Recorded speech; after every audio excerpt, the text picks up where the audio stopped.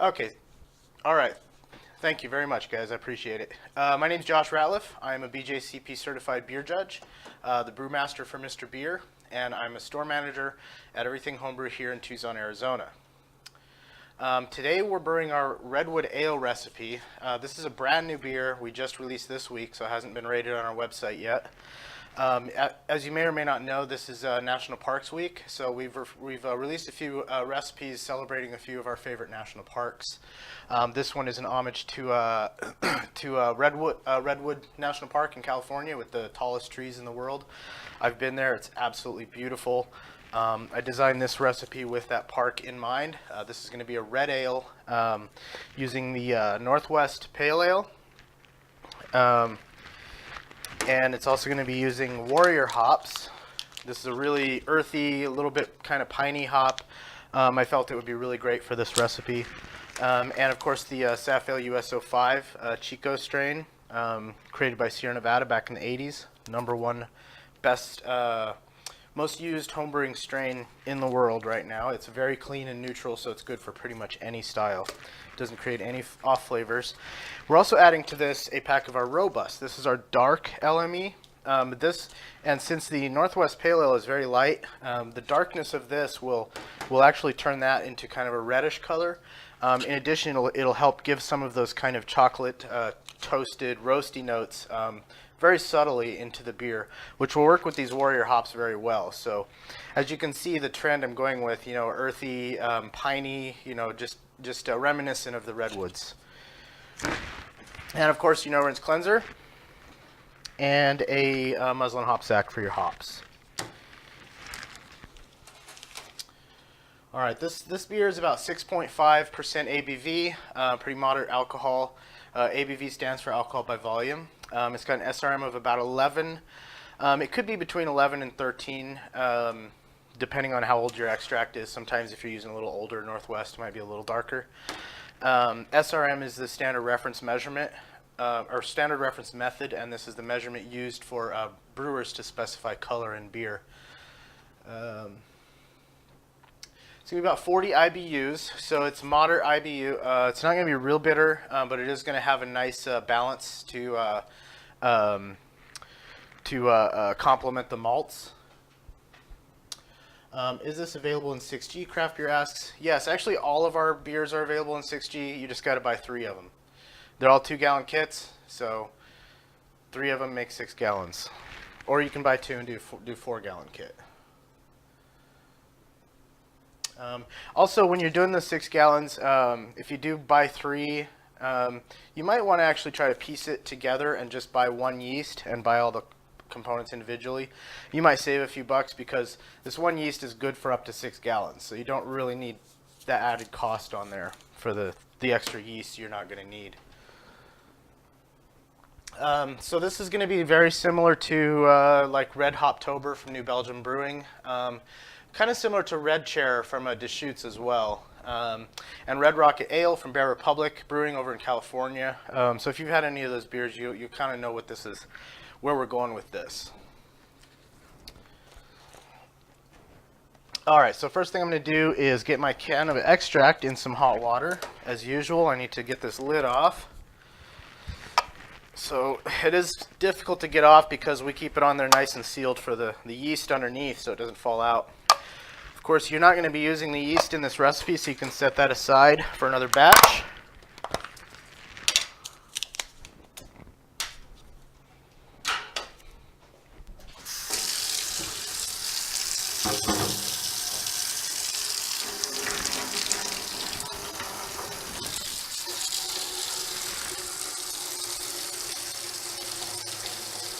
All right, we're going to let this fill up. It's going to soften the malt up so it comes out of the can a lot easier.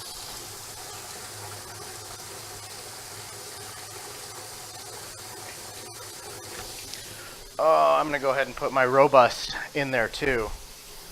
It's also malt extract, so it helps to soften it up.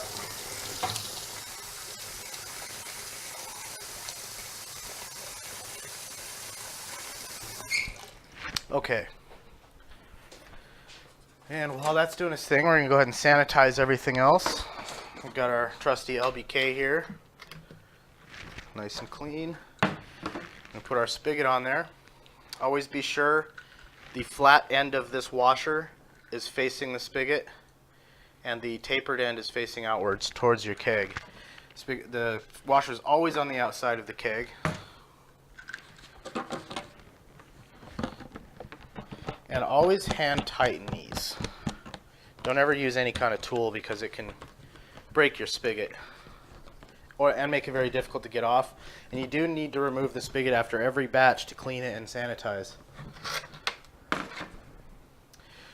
GR Tomity asks, what is the yeast strain that comes standard with cans?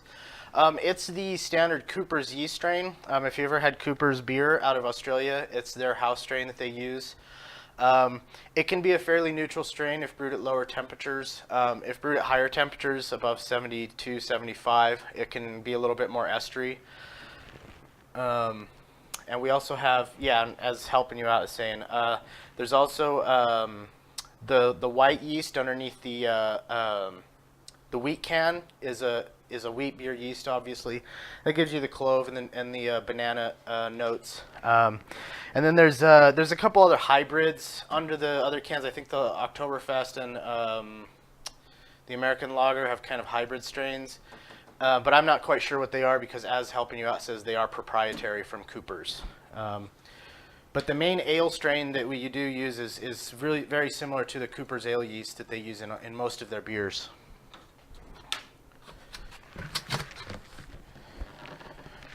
Okay, go ahead and give this a short water test.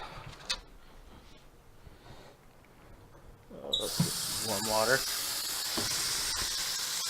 I'm just going to go ahead and fill this up to line 1 for sanitizing and test it for water at the same time. I really recommend testing this overnight, really. Fill it all the way to the top and let it sit. Put like a cup or paper towel underneath the spigot area just in case there are any leaks. That'll really tell you if it's leaking or not.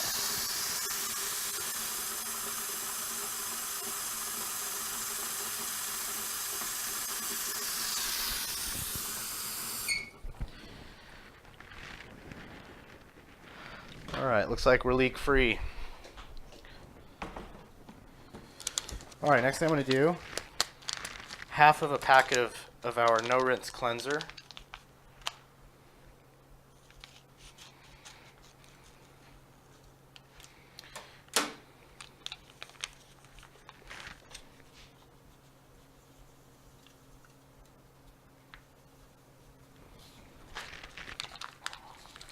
And we're saving the other half for bottling. And for those of you new to this, there are 2 notches at the top of the keg that allow CO2 to escape during fermentation. So when you're shaking the sanitizer up, you should do this over a sink because it is not watertight and it will leak out those notches.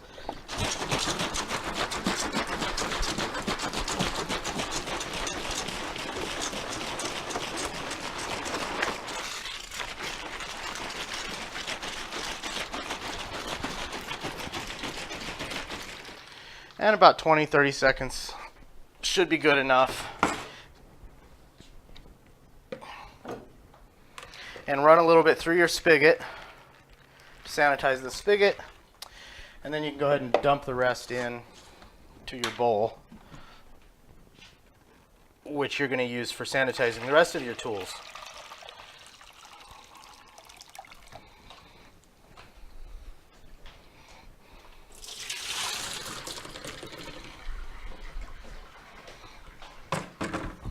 So the ratio of this no rinse cleanser is half of a packet to a gallon.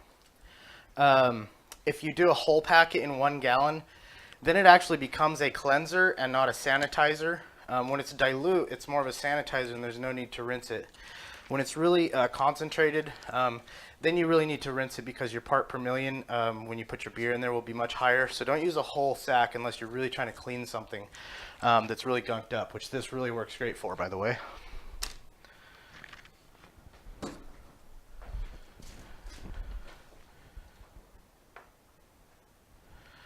Okay, and our other tools, we're going to have a spoon. I usually have a whisk in case I have some booster to deal with or some dry malt extract. It really helps break it up. We probably won't need it today because there is no DME or booster involved in this recipe. And of course my can opener. So anything that's going to touch the beer once it's cool needs to be sanitized, and scissors as well. All right, we're going to start getting our water going.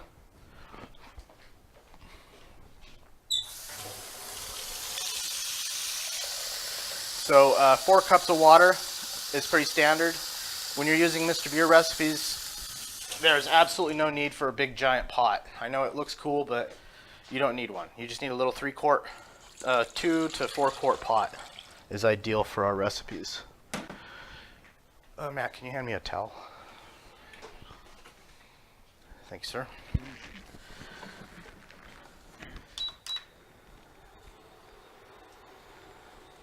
Okay, so we're going to go ahead and bring that up to a boil.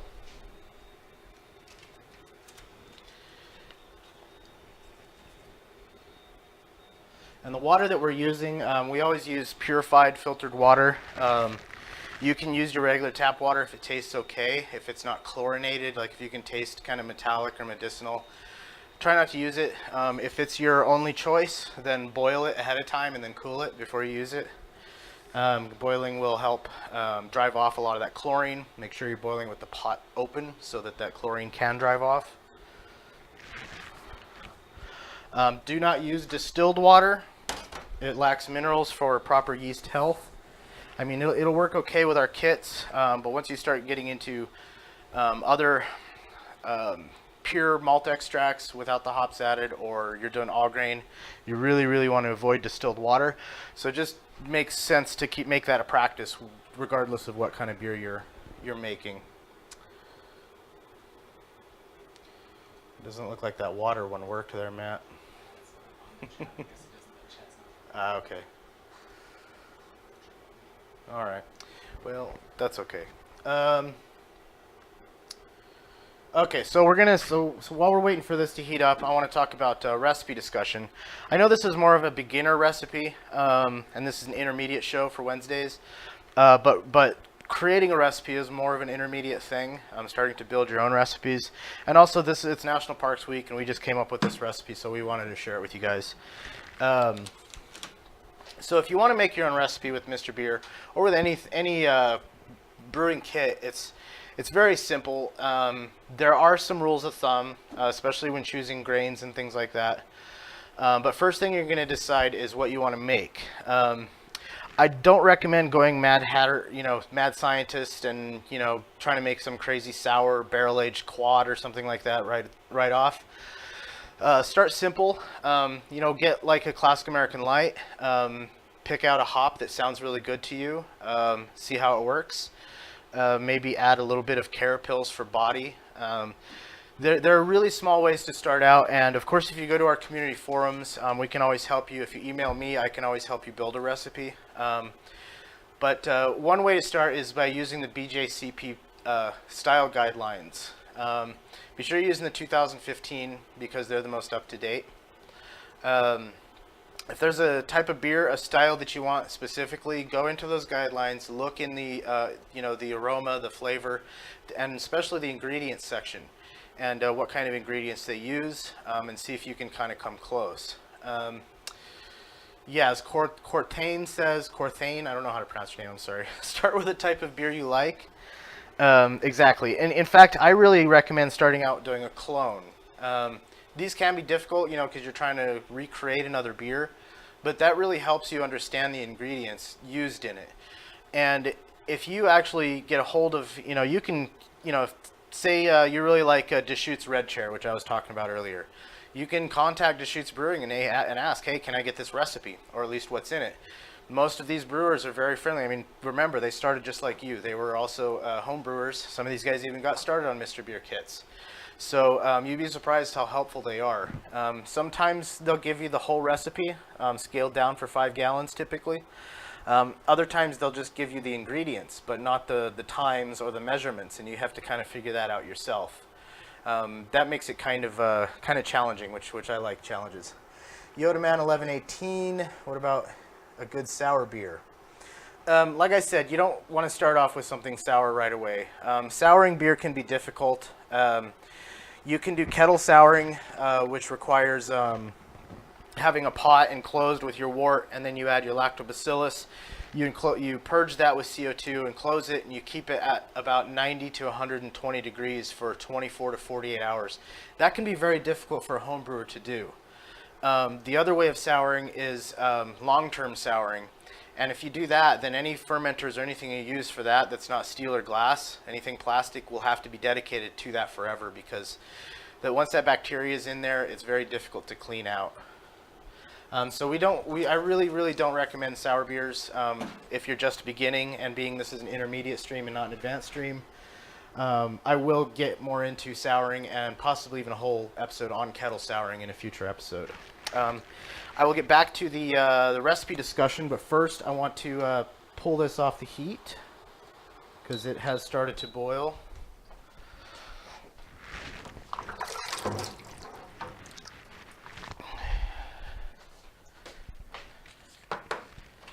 Okay. So next thing we need, can opener.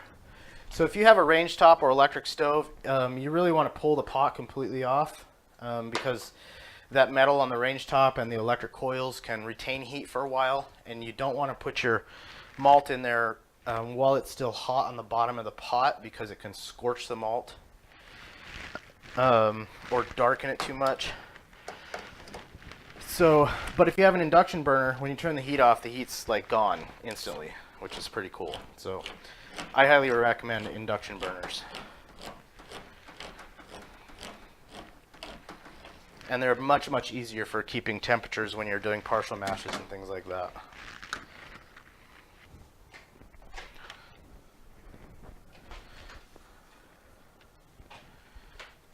Okay. And that just pours out so much easier after it's warmed up a little bit. When you're doing the malt in the warm water like that, make sure it's just tap warm. It's not like boiling hot water or something, and make sure you're not leaving it in there way too long, because it can darken your malt a little bit.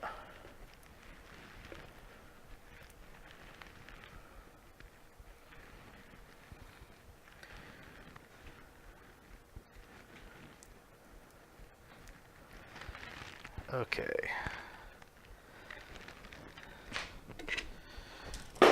All right, and if you want, you can add a little hot water to the can and stir it up and try to get a little bit more out of there.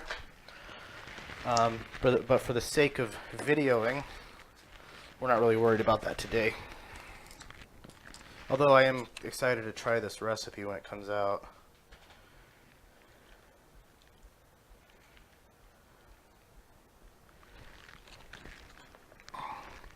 All right, now we're adding our robust. Now this wort's going to be really dark, but remember, you're adding almost 2 gallons of extra water to it. And then once it ferments, it's going to clarify a bit, and it should come out a nice kind of ruby garnet color.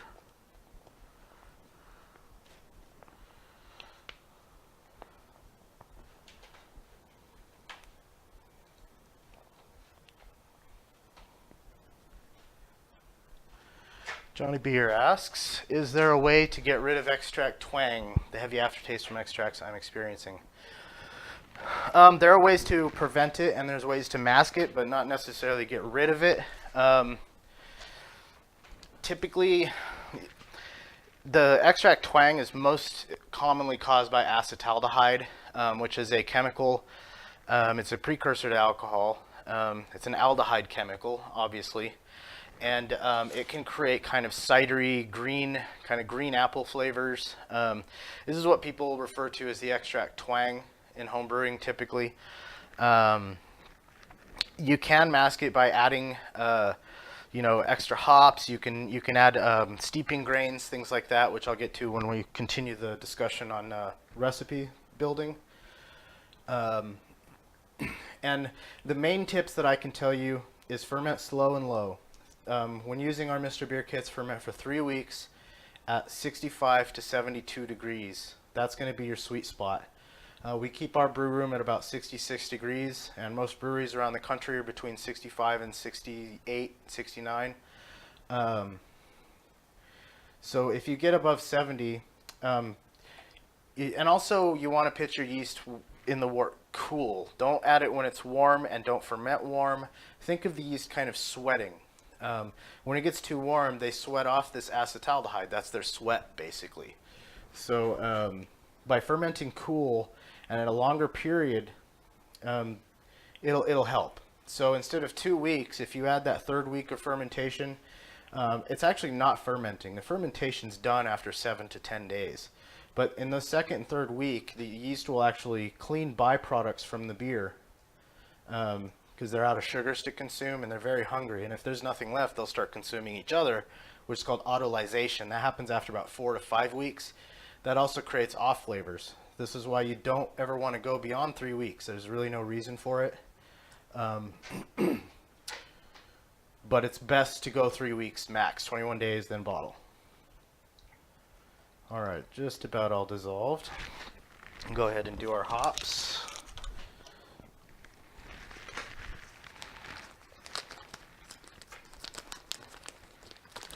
And we're doing an ounce of Warrior for this Flame Out edition to give it a really nice kind of piney, earthy, woodsy note. Again, reminiscent of the redwood forest. Any of you guys in chat ever been to the redwoods? If you haven't, I highly, highly recommend it. It is absolutely beautiful, magical. It's one of the greatest places I've ever visited. And I'm fortunate enough to have some friends up there too I can stay with when I go visit. Okay, these hops in here. Oh yeah, those smell nice and piney. Dank like the woods. Alright. And when tying your hop sacks or your grain sacks, regardless, or even spices or fruits or whatever you're using in here, this one is a little short, but always try to tie it close to the top, as close to the top as possible, like that. So you have plenty of room for all the hops to move around, or grains or whatever's in there. Otherwise, it's just going to be compact. You're not going to get any water in between there, and it's not going to do anything. So you need that space in there for these. And I kind of like to use the hop sack as a little mop, kind of mop up all the malt extract on the bottom of the pot.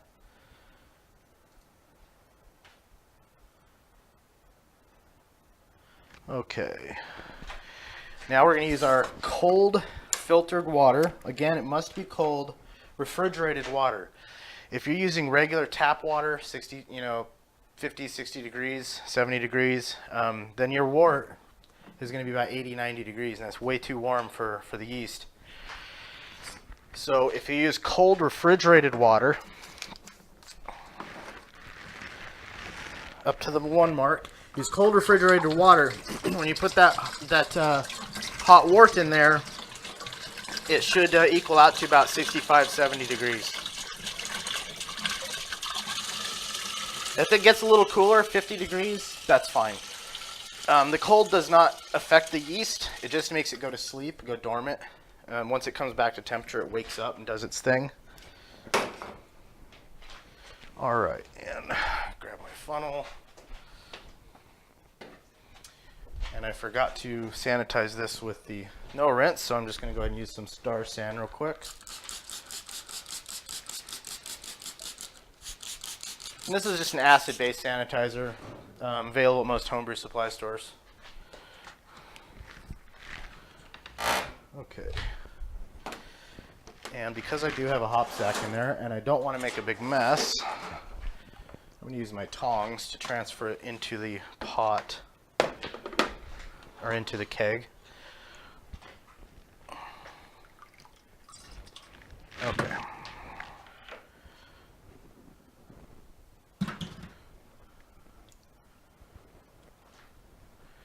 All right, very carefully.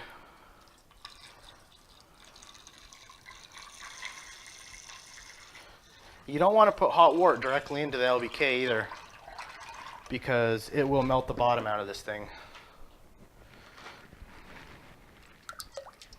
Oh, shoot. It's splashing everywhere.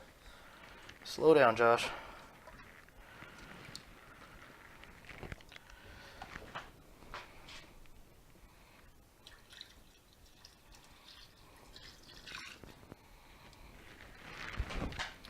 Okay. Some more cold water to top it off. Use some to rinse this malt a little bit.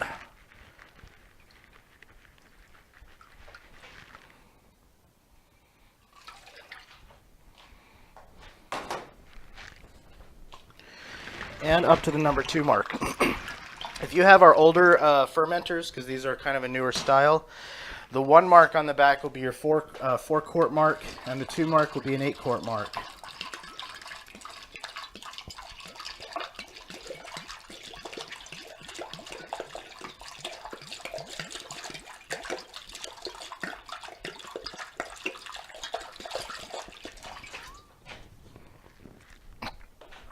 All right.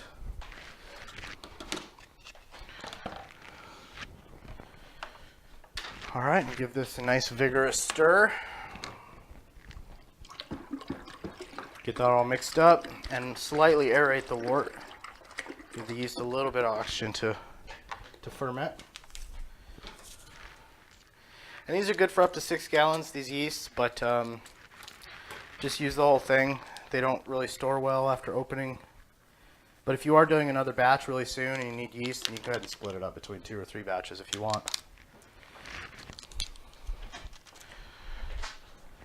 Okay, and my lid. And that's the Redwood Ale, a red ale commemorating Redwood National Forest in Northern California. For National Forests Week, or National what is it? National Monuments? National Parks. National Parks. That's right. National Parks. Okay. All right. Back to the discussion. Where was I? Oh yeah, I was talking about choosing a beer using Bjcp or trying to find a clone. Again, breweries are pretty helpful. If you have a particular beer you'd like to make from them, contact them for the ingredients. I recommend starting simple. Do a really good pale ale. In fact, one of the very first beers I tried to make was a clone of Sierra Nevada, because that was one of my first craft beers. Still one of my favorite craft beers to this day, Sierra Nevada Pale Ale to be exact.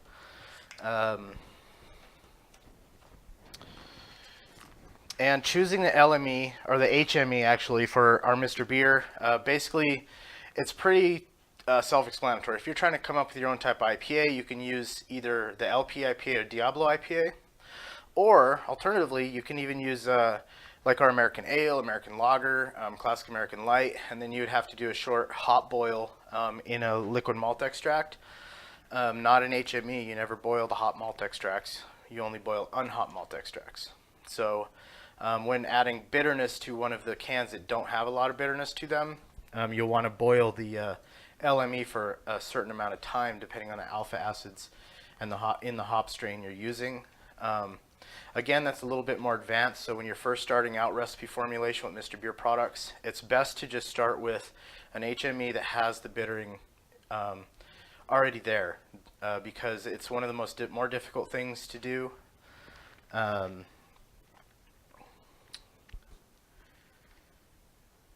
Yeah, it's one of the hardest things to change about the beer.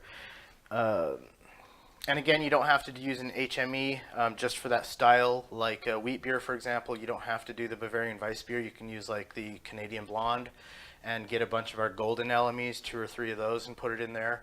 And that'd be kind of like an American wheat beer.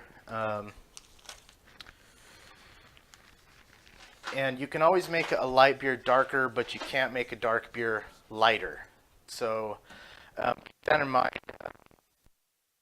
Ales like this. Try to choose, that's kind of why I went with a bigger craft can, the Northwest, instead of like a American Ale, because that robust would probably have made it a little too dark. Would have made it more like a brown ale, which is fine if that's what you're trying to make.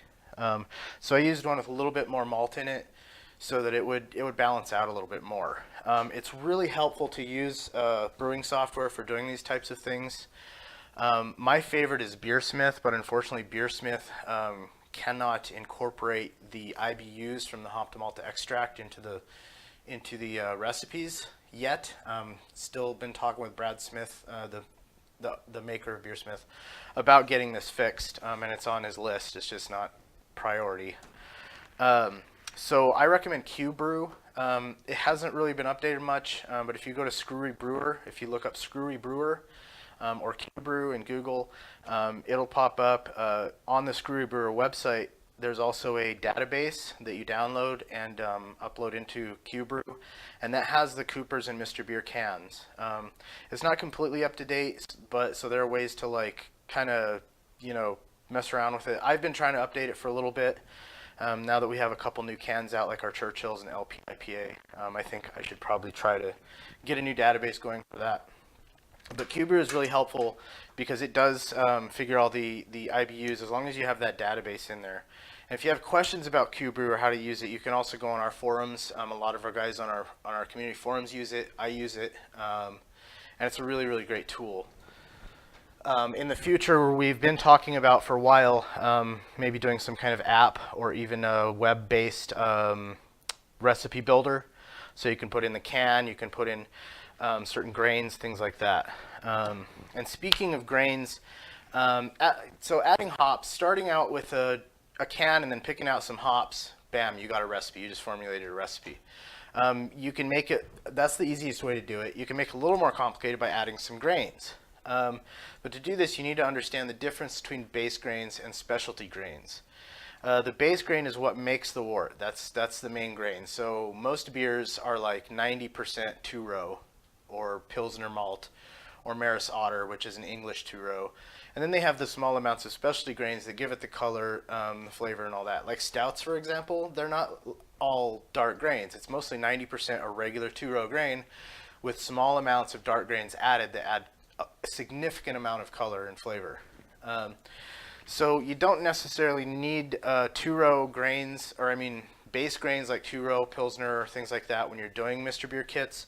But a small amount, 2 to 4 ounces, will help add a little bit of body, a little bit of alcohol, not a lot, very small amount of alcohol, but also flavor, more importantly. So you can use two-row as a specialty malt in this case for flavor instead of as a base malt. But if you're doing like flaked grains or anything like that, like you want to do an oatmeal stout, for example, so you pick our St. Patrick's Irish Stout can, and you want to put oatmeal in it. So just adding oatmeal is not going to do anything. You're going to add a lot of starch to the beer. It'll help your mouthfeel a little bit, but not as much as if you had converted those oats by adding some two-row to it as well. Because during that grain steep, that two-row has enzymes that the oat lacks, and the enzymes break down the starches in the oats into sugars, so that the yeast can use them and break it down. And that's what gives you the oaty flavor, the body, the silky mouthfeel. So typically it's going to be an equal amount of two-row to your oats.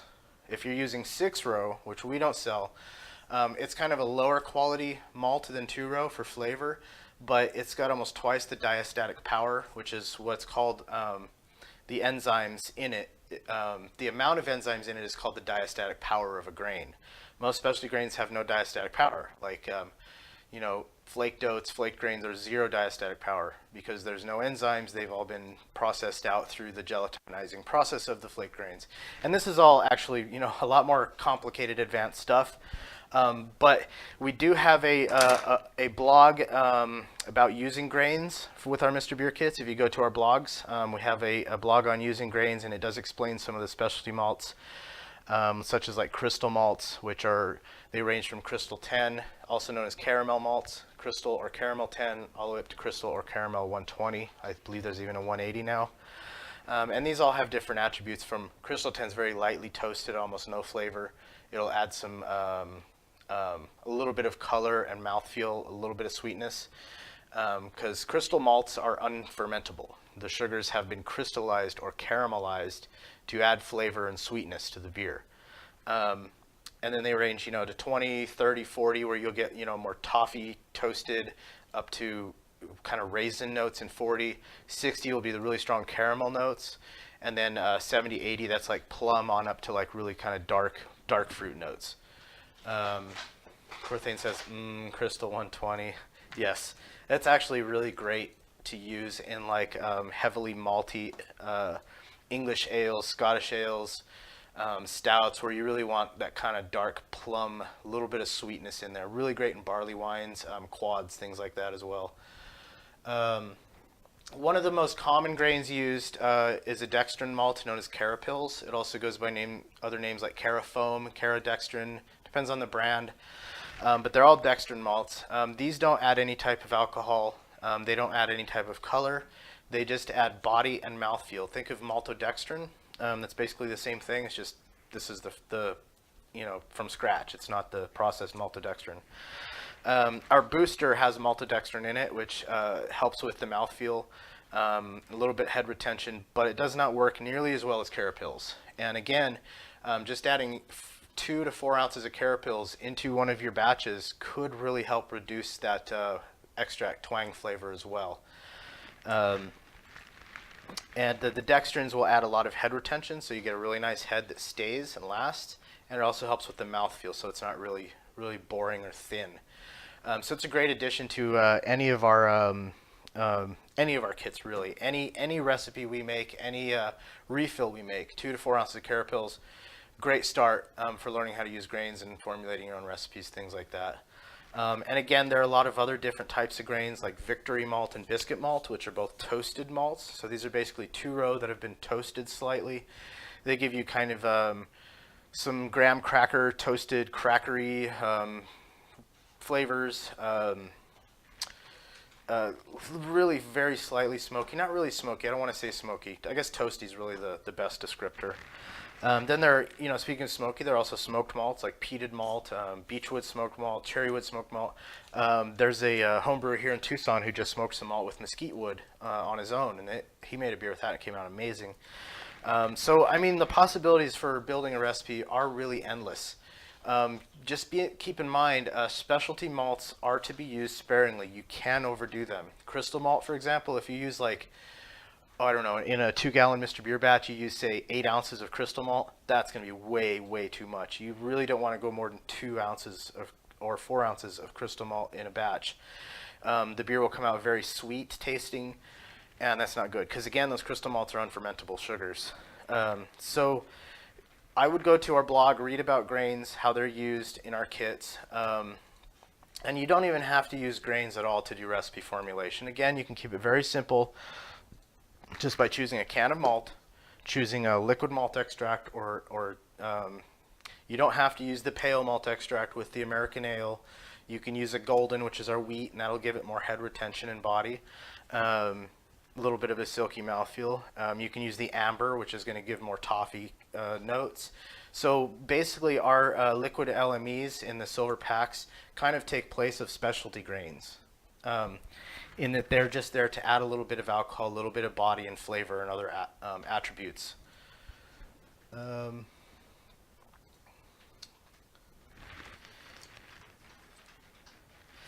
as far as like adding fruits, because that's another thing you can do. You can add fruits, you can add honey. You know, brown sugar into a stout is really nice.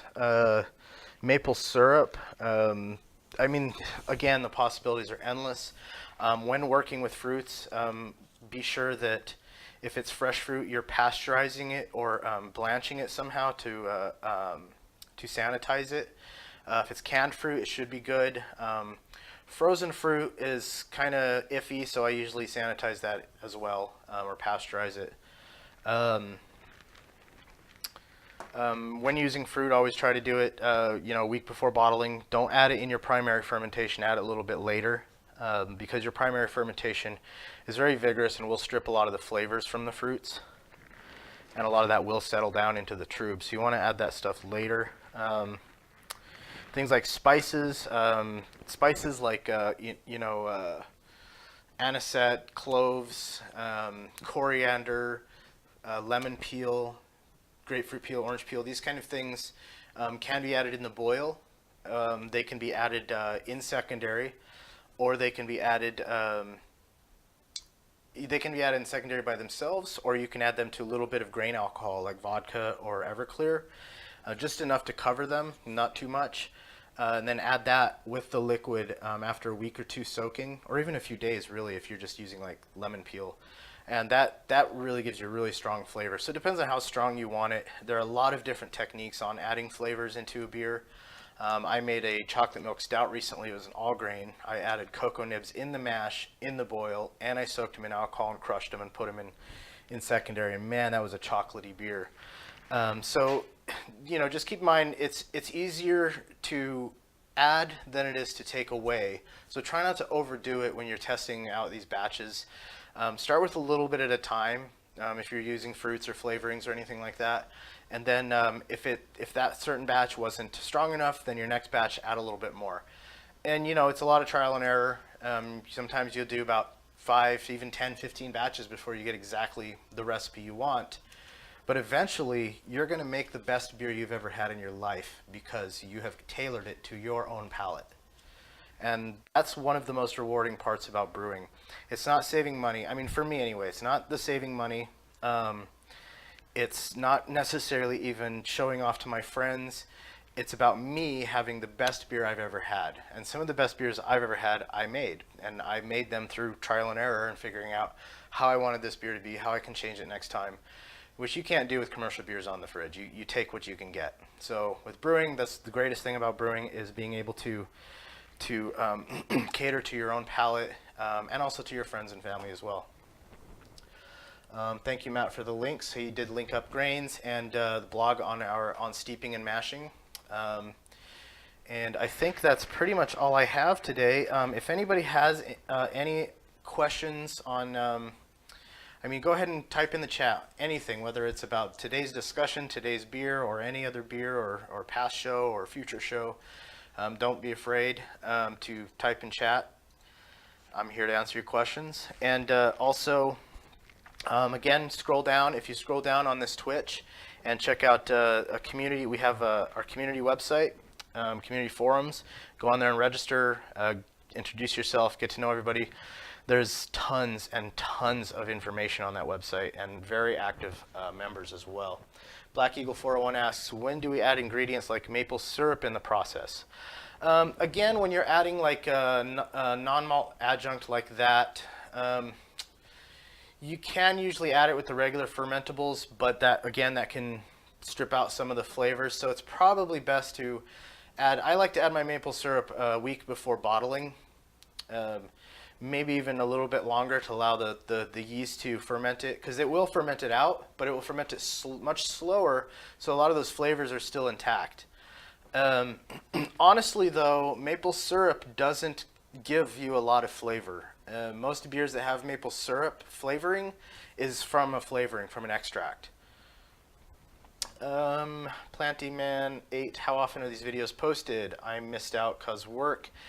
We typically post them right after onto our video tab. If you scroll to the top of the screen there, we have a little video tab, and that does have a bunch of our past videos on there.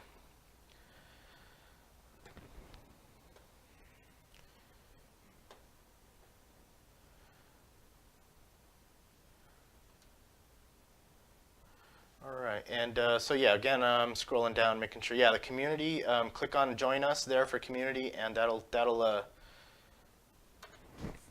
that's like the best resource we have for you guys. Have you had any luck using molasses in brewing? Corthane asks. Yeah, actually, I like to add a little bit of molasses in I don't like to use blackstrap molasses. It's a little bit too potent. I just use a light or medium molasses. Just like a teaspoon or maybe even 2 at tops in a 2-gallon batch for like a stout is really nice. It'll give you kind of this kind of licorice, kind of rummy kind of note. It's really, really good actually. Giartomedy asks, how long is too long to soak the extract in hot water? That's a good question. Probably no more than like 10 minutes, 10-15 minutes. Doesn't really need to be in there. Honestly, the way I like to do it is I put the water in there as soon as this water on my pot starts heating up. Once it's to a boil, then I take it out, and it should be only like 5-10 minutes tops, depending on how hot your stove gets. Kevin Vec, is there a way to go back and watch this on other previous videos? Yes, just as Planning Man had asked, if you go to the tab at the top of this page where it says videos, right next to Real Mr. Beer, that has all of our past videos. We typically put them up. We put them up that day, right, Matt? They should automatically upload. Yeah. Yeah, they should automatically upload right after the stream ends. Yeah, some of those videos do say like 2 or 4 hours long. Just ignore that, because that was because the stream kept going with the outro for a while. The videos are typically 30 minutes to an hour or so.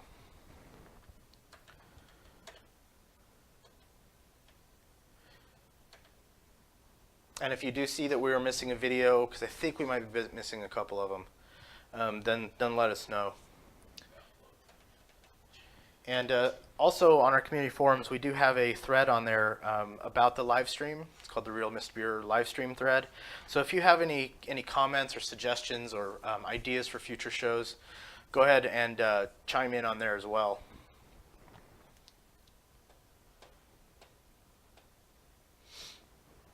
All right, and so for tomorrow's show, it's going to be our advanced show, and I'm actually going to be showing you guys how to keg your beer using the 2-gallon and 5-gallon Cornelius kegging systems. And I'm also going to explain the Sankey systems and the difference between Cornelius and Sankey systems, and how to keg your beer. So instead of bottling it, you can literally have beer 24 hours after kegging it if you force carbonate it. Or you can have it in less than 10 days if you're carbonating it slowly through the keg. You can have it in 3 or 4 days if you're using a carbonating stone. There's a lot of different ways to do it, so we're going to cover that in about an hour, across about an hour or so tomorrow. I do have a couple. Oh, I'm stuck to the floor. The malt extract. I do have a couple of beers I need to keg back here from the past shows. I have the Cooper's 6-gallon batch, and I have a couple of all grain beers to keg. So we'll get a couple of those kegged tomorrow. So yeah, tune in tomorrow, same time, and we will talk about kegging the beer. Plantyman8 asks, do you know of any brew recipes using medical herbs, not cannabis, example lavender, skullcap, and others? Yeah, I've seen and tasted a lot of beers using lavender. Rose, I guess, would be considered one too. Skullcap. In fact, skullcap, yarrow, and a lot of these other herbs were used for hundreds and thousands of years before hops were ever used. Hops are actually new on the scene for beer. The past like 500 years or so. Before, most beers, which these days when they're not brewed with hops are called gruits, and they're brewed typically with yarrow, burdock, skullcap, lavender, jasmine, juniper, all kinds of different herbs that would add the bittering to balance with the malts. So that was what they used to bitter with back in the day. As far as specific brewing recipes that use medical herbs, I don't know any off the top of my head, but I have seen some lavender IPA recipes, seen a jasmine IPA recipe. I've seen people also use tea in beers. I actually had the strange beer from the brewery. It's called the Brewery, BRUERY. They're out of California. They do specialty like barrel-aged and mixed fermentation beers. They did one called Girl Grey, which used lactose sugar, which is a non-fermentable sugar from milk that gives a sweetness and creamy mouthfeel. They also used almonds and Earl Grey tea, so it was a really interesting beer. I'm still on the fence about it. I kind of liked it, but it was kind of weird. But yeah, I mean, if you Google it, there's all kinds of herb spiced beers. Tim actually brewed a spiced beer yesterday. Our chili lime. What was that one? The chili lime. Fresco chili lime, yeah. Yeah, the Fresco chili lime ale, which would be considered an herbal beer. And yes, I have seen people use cannabis in beers as well. In fact, I know in Washington and Colorado, CBD, which is a non-psychoactive substance in cannabis, it supposedly helps with pain and all that kind of stuff. People are starting to put those in beers too. Corthane says, I've been seeing a lot of meads made with teas lately. Yeah, I mean, it makes sense. Honey is good in tea. So I guess tea would be good in honey, right? Oh, I love mead too. That's something we'll probably have Tim do a mead show. He's really into the meads, so might have him do a short show on making mead because it's very easy. It's a lot easier than you think. It just takes a really long time. You're looking at at least 3 to 6 months before it's ready to drink.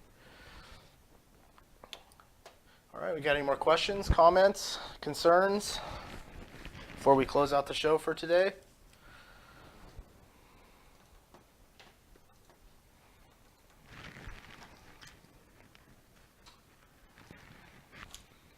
All right, well, I guess I'm going to go ahead and close out. I want to thank everybody for watching. Again, tune in tomorrow. I'll show you guys how to keg your beer. We do sell kegging systems on our website, the Kegaroo. And I'll show you a few other options for kegging or storing your beer or carbonating your beer, including the UKeg 64, which we have. It's a really small kegging growler that has CO2 cartridges, but you can also prime it with sugar and dispense it that way. A lot of different ways to do it. So tomorrow we'll talk about that. Who's TZ? Thank you for making these, and a big thanks to everyone at Mr.Beer. No, thank you guys so much for joining us. We really appreciate you guys coming on here and viewing. If you do, hit subscribe, and if you're actually a Amazon Prime member and you go up on the subscribe, you can link your Prime account with Twitch account, so you can get you can subscribe to this channel for free with that Twitch account. Otherwise, it's $4.99. And that does not go to us. That goes to the Southern Arizona Humane Society. Any bits you get, bits which you see at the top of the page, are basically like cheers. So if you kind of buy bits and you cheer in the chat, you get like extra emojis and things like that. Some whatever perks, but it's a good cause. It goes to the Southern Arizona Humane Society.